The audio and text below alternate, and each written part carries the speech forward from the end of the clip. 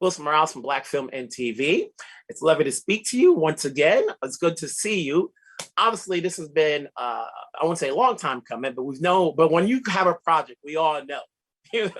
so, so we know. So how much did you want to put in much of Colin's story injected with some of the historical stuff that you threw in there, like Allen Iverson's cornrows, the baseball player, because that's all side stuff that, that's an education for a lot of people.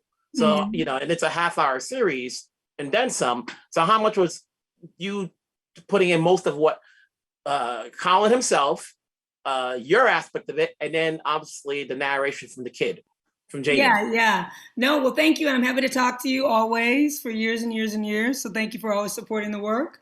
I think, for me, I was approached by Colin to, he said he was interested in telling his story, but he wanted to talk more about the childhood. And I wasn't sure at first that that would work. I wasn't sure that I was interested in telling a celebrity kind of childhood story until I started to hear his stories. And I saw, oh, wow, there's something really interesting here about microaggressions and othering and privilege and access and all this interesting stuff that I like to dig into. But then from there, it started to think about, well, how do you make it interesting so it's not just kind of a young person's biopic? So I started to think about what are the other storytelling tools we can include. So some people think this is a documentary. It's not a doc. Some people think it's like a young person's biopic. It's not that. It's something, a hybrid of the two with animation and graphics and little plays that happen inside the memories, and it breaks off, and all of a sudden you're with Iverson, or you're with Romare Bearden, or you're at a beauty pageant talking about, Black standards of beauty. And we were able to kind of put this together in this quilt or in this stew of all these pieces that somehow fit together. And so by the end of each episode, you come away with, yes, Colin's story, but also a larger social, historical, and cultural impact of what we all experience every day. How receptive were his parents? Because sometimes I can see when people are watching this and then they're looking at his parents and they're wondering, like, were they in a bubble? Did they not know, what's going on? Did they have a Black son? People can look at the time period, it was early 2000s. No, like people wonder, like, how were his parents when you talked to them about their portrayal on there?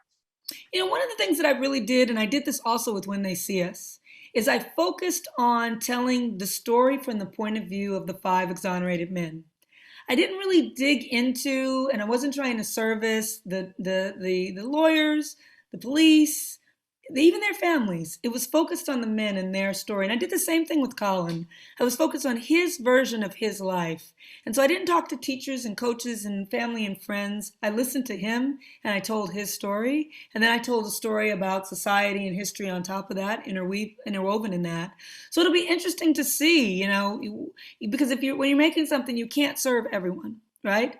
And so I always try to serve the person whose story I'm telling, and I was telling his story. So that what you see is his view of his family life. It's always good talking here. We're almost out of time. 2 things. When are we getting DMX or DMZ? DMZ. And when's the next feature film coming from you? Yes, thank you. DMZ, Rosario Dawson, Benjamin Bratt, Freddie Maieres. It's such a beautiful series. It'll be coming out. Warner Brothers, HBO Max is going to announce it in the next few weeks, but it'll be early next year. I'll say that. And then I'm working on my new film, Cast, based on the book by Isabel Wilkerson. So I'm writing that script now, and I'm going to shoot it next year. All right, Ava, it's always good to see you. It's good to talk to you. Keep doing your thing. I'm always there to support you. So we need you. I know you are. Keep that door open. Thank you. See you again.